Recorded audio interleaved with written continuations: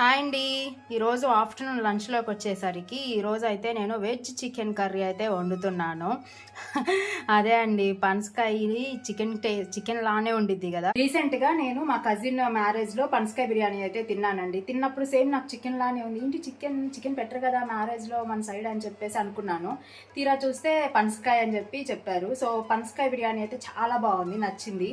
So chicken cravings మనం కూడా పోగొట్టుకోవడానికి మనం పనసకాయని కూడా చికెన్ రీప్లేస్గా వాడుకోవచ్చు అని చెప్పేసి నాకు అర్థమైందండి. చికెన్ రీప్లేస్గా ఇప్పుడు నేనైతే పనసకాయ కర్రీ అయితే చేస్తున్నాను. నేను ఎలా చేస్తున్నా ఏంటి అనేది అయితే చెప్తాను. నేను మా వారు అనుకోకుండా విజయవాడ వెళ్తే పని మీద, సో ఇంకా చెప్తే తీసుకొచ్చారు. ఒక 1/2 kg అయితే తీసుకొచ్చారు.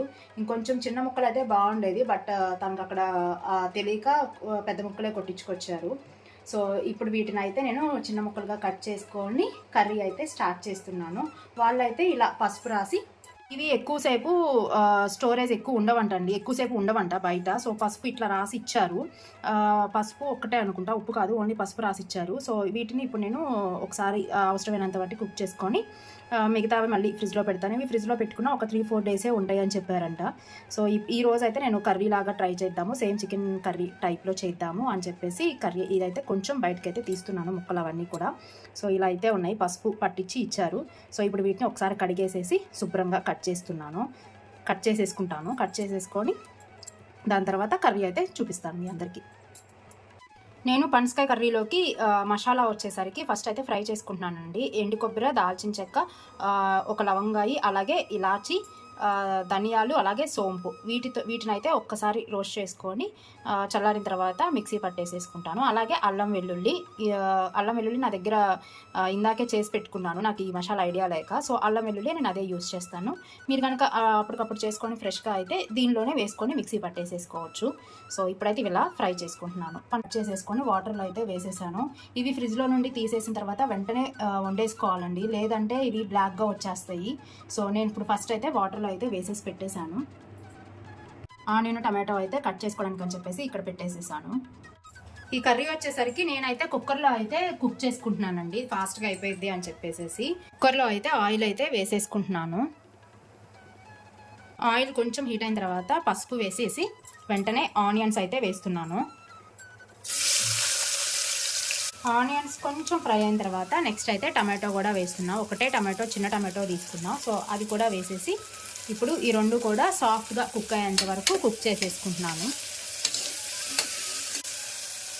ఆనియన్స్, టమాటోస్ కుక్ అయ్యే లోపల మసాలా అయితే నేను మిక్సీ అయితే పట్టేస్తున్నాను. దీంట్లో ఒక 4 రబ్బలు వెల్లుల్లిపాయలు వేసేసుకొని మిక్సీ అయితే పట్టేసుకుంటున్నాను. అలాగే ఇష్టం ఉన్న వాళ్ళు జీడిపప్పు కూడా వేసుకుంటే గ్రేవీ అయితే బాగా వస్తుంది. సో నేను జీడిపప్పు కూడా వేస్తున్నాను. ఇప్పుడు వీటన్నిటిని కలిపేసేసి మిక్సీ పట్టేసుకోవటమే. ఆనియన్స్, టమాటోస్ కొంచెం సాఫ్ట్గా కుక్ అయిన తర్వాత నెక్స్ట్ అల్లం వెల్లుల్లిపాయ పేస్ట్ అయితే వేస్తున్నానండి నేను. ఇప్పుడు అల్లం వెల్లుల్లిని కూడా పచ్చివాసన పోయేంత వరకు ఆయిల్లో అయితే ఫ్రై చేసేసుకుంటున్నాను. ఆనియన్స్, టమాటోస్, అల్లం వెల్లుల్లిపాయ పేస్ట్ ఫ్రై అయిన తర్వాత నెక్స్ట్ అయితే పనసకాయ ముక్కలు అయితే వాటర్లో వేసి పెట్టుకున్నాను కదా, అవి కూడా అయితే దీనిలో అయితే వేసేస్తున్నానండి.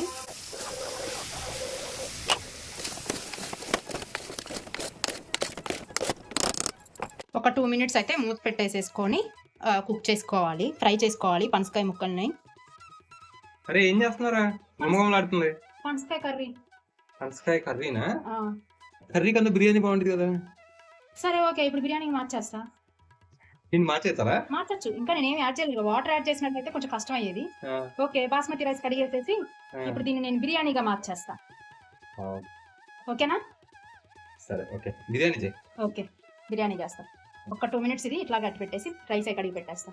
ఇప్పుడు మా మెనూ అయితే మారిపోయిందండి, మీరు చూస్తుండగానే మారిపోయింది. ఇప్పుడే మా వారు వచ్చారు, కర్రీ అని చెప్పాను, కాదు పనసకాయ బిర్యానీ చేయమంటున్నారు. సో నేను ఇప్పుడైతే పనసకాయ బిర్యానీకి ఇంకా రైస్ అవన్నీ కూడా కడిగి పెట్టేస్తాను. సో దీన్నే ఇప్పుడు నేను పనసకాయ బిర్యానీగా మోడిఫై చేయబోతున్నాను. ఇందాక ఫ్రై చేసుకున్న మసాలా ఉంది కదండి, సో ఇప్పుడు దాన్ని అయితే నేను ఇందులో అయితే యాడ్ చేసేస్తున్నాను.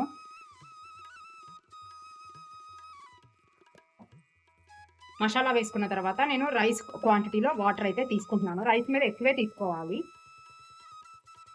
ఎందుకంటే పనసకాయ ముక్కలు కూడా ఉడకాలి కదా. సో నేనైతే బాస్మతి రైస్ నానబెట్టే టైం లేదు కాబట్టి సో నేను 2.5 glasses వాటర్ అయితే వేస్తున్నాను.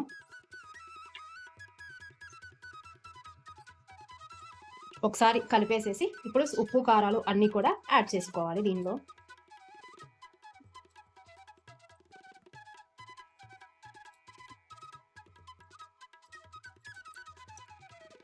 ఇప్పటి వరకు నేనైతే ఉప్పు అయితే ఎక్కడా వేయలేదు. సో నేను సాల్ట్ అయితే రైస్కి అలాగే ఈ ముక్కలకి సరిపడినంత సాల్ట్ యాడ్ చేసేస్తున్నా. నెక్స్ట్ కారం వేస్తున్నానండి. కారం వేసుకొని ఒకసారి అయితే మొత్తం కూడా మిక్స్ చేసుకుంటున్నాను. ఊరికినే ఉడికిపోతుందండి. ఇది పనసకాయ బాగా లేతది అనుకుంటా. ఇది వచ్చేసరికి గింజ కట్టింది పనికిరాదండి. సో కొంచెం అప్పుడే గింజ కట్టడానికి రెడీ అవుతుంది చూసారా, అదైతే బాగుండిద్దంట కర్రీకి. సో నేను ఇంకా కర్రీ కాదు, బిర్యానీకైనా కర్రీకైనా సరే గింజ కట్టబోయేది బాగుండిద్దంట. గింజ కట్టేసింది అదైతే మనకి ఉడకటము కష్టమే, టేస్ట్ కూడా అంత బాగోదంట. సో ఇంకా ఇప్పుడు నేను ఇందులో అయితే రైస్ అయితే యాడ్ చేసుకుంటున్నాను. సో రైస్ నేను కడిగేసి పెట్టుకున్నాను కదా. సో ఈ లోపల ఒక 10 నిమిషాలు అయితే పట్టింది టైము. సో ఇప్పుడు వీటిని ఇందులో అయితే యాడ్ చేస్తున్నాను. ఇంకా మనకి నేను మసాలా ఇందాక ఫ్రై చేసింది వేసాను కదా. సో మనకి ఇంకా వేరేగా ఏమి కర్రీ అట్లా కావాలి సైడ్న అని చెప్పేసి ఏమి ఉండదండి. సో మాకైతే నేనైతే పెరుగు చట్నీ కానీ అట్లా కూడా ఏమి యూజ్ చేయట్లేదు. ఇట్లాగే తినేయడానికి ప్లెయిన్ కోసం అని చెప్పేసి కొంచెం మసాలా అనేది కొంచెం ఘాటుగానే వేసాను. అంటే ఇంకా వేరేగా కర్రీ అవసరం లేకుండా నేను కుక్ చేసుకుంటున్నాను. వాటర్ అవసరం అయితే ఇంకొంచెం వాటర్ వేస్తాను. సో ఒకసారి చూసుకొని వాటర్ అయితే యాడ్ చేస్తాను. కొంచెం వాటర్ అయితే వేసేసి ఇంకొక గ్లాస్ వాటర్ అయితే వేసేసాను. ఇంకా నెక్స్ట్ పుదీనా కొత్తిమీర కూడా వేసేస్తున్నా. పుదీనా వేసాను అలాగే కొత్తిమీర. ఒకసారి కలిపేసేసుకొని చిన్నగా రైస్ బ్రేక్ అవ్వకుండా చిన్నగా కలిపేసేసుకొని ఇంకా నేను మూత అయితే పెట్టేస్తానండి. ఎక్కువ రైస్ కన్నా పనసకాయ ముక్కలే కనిపిస్తున్నాయి. నేను కర్రీ అని చెప్పేసి బిర్యానీ సండే చేద్దాము అన్నట్టుగా నేను కొంచెం పెద్ద ముక్కలు దమ్ బిర్యానీ లాగా ఉంటాయి అని చెప్పేసి దమ్ వేద్దామని చెప్పేసి అవి సైడ్ను పెట్టాను. ఇప్పుడు కర్రీకి అని చెప్పి నేను కుక్ చేస్తుంటే మా వారు వచ్చి ఇలా అడిగారు కదా. సో నేను ఇంకా ఈ ముక్కలు అయ్యేసరికి కొంచెం ఫాస్ట్గానే ఉడికిపోతాయి. సో నేను విజిల్స్ అయితే పెట్టేస్తున్నా. ఒక 2 విజిల్స్ హై ఫ్లేమ్లో పెట్టేసేసా. వావ్, చికెన్ లెక్కనుంది అసలు. మనలాంటి వాళ్ళ కోసమే ఈ పనసకాయ పుట్టినట్టుంది అసలు. ముక్క చూడు అసలు, సేమ్ చికెన్ తిన్నట్టే ఉంది. బోన్లెస్ చికెన్ తింటే ఎలా ఉంటుంది అలా ఉంది. స్మెల్ కూడా బాగుంది. నిజంగా నువ్వు సరదాగా అంటున్నావు అనుకున్నా. నిజంగా చికెన్ తిన్నట్టే ఉంది కదా. నిజంగా అద్భుతంగా ఉంది. నిజంగా తెచ్చుకోవచ్చురా చక్కగా హ్యాపీగా. చాలా బాగుంది నిజంగా. హ్యాపీగా మనం చికెన్ తినలేదు అన్న ఫీలింగే లేదు కదా అసలు. ఇలా ఉండిద్ది అని అసలు అనుకోవాలి. నేను చేయటం కూడా ఇదే ఫస్ట్ టైం అండి. నేను మొన్న మా కజిన్ మ్యారేజ్లో తిన్నాను. నాకు అసలు ఇదేంటి అర్థం కాల. తర్వాత మా అత్తయ్య అన్నారు పనసకాయ బిర్యానీ అని చెప్పి, నాన్ వెజ్ అలా పెడతారా అని. ఫస్ట్ నేనైతే చికెన్ అనుకున్నా. సో ఇప్పుడైతే పీసెస్ కూడా ఎక్కువే వేసాను కర్రీ అని చెప్పేసి. మా వారు లక్కీగా ఈరోజు బిర్యానీ చేయమని అడగడం కూడా మంచిగా అడిగావు వచ్చి. కొబ్బరి రైస్ అయినా ఇంత టేస్ట్ రాదేమో బహుశా. ఈసారి ట్రై చేద్దామా. స్మెల్ అదిరిపోయింది అసలు. టేస్ట్ ముక్క కూడా చాలా బాగుంది. సేమ్ అసలు చికెన్ లానే ఉంది. ఇప్పుడు లంచ్ అయితే ఇలా అయితే ఎంజాయ్ చేయబోతున్నాను. పొగకి ఆ స్మెల్ కి ముక్కలు తగులుతుంటే ఆనియన్స్ ఏమైనా కట్ చేయనా? కట్ చేయడం బాగుంది. ఓకే.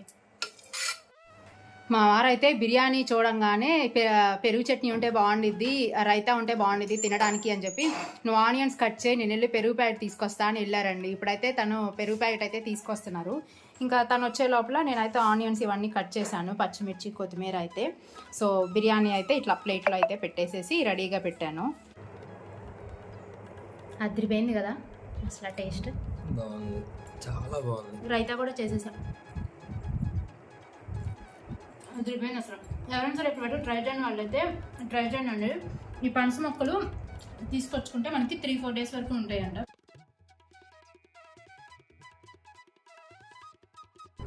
ఓకే బాయ్ చెప్పేసి మనం తినేద్దాం. ఓకే అండి, మర్చిపోయా బాయ్ చెప్పడం కూడా. చాలా బాగుందండి. ఇప్పుడైతే మేము లంచ్ అయితే ఎంజాయ్ చేయబోతున్నాము. ఓకే అండి బాయ్, మళ్ళీ మిమ్మల్ని కలుస్తాను.